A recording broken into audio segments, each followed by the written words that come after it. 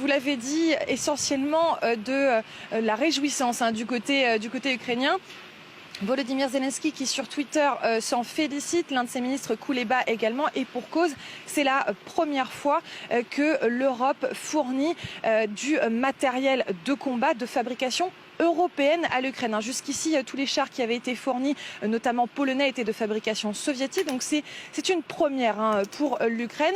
Et Volodymyr Zelensky et son gouvernement espèrent que cela va ouvrir cette opportunité, cette volonté pour tous les Occidentaux de leur fournir du matériel blindé, notamment de l'artillerie. Alors, plusieurs choses. Il ne s'agit pas en réalité d'un char, on entend beaucoup parler de char puisqu'il est monté sur roue, mais c'est, on va dire, qui est un char d'observation, qui est un véhicule blindé léger d'observation, mais qui permet, si jamais il rencontre l'ennemi, une riposte. Alors, plusieurs éléments. On ne sait pas, vous l'avez dit, combien de ces véhicules vont être fournis et dans quel délai. Et puis, il va falloir former les hommes. C'est pas comme un véhicule de location que l'on pourrait conduire du jour au lendemain. Il va falloir former, évidemment, les Ukrainiens à l'utilisation de ces blindés légers. Il va falloir fournir également des munitions, puisque ça fonctionne avec des obus de 105 mm, donc il y aura toujours ce problème des munitions.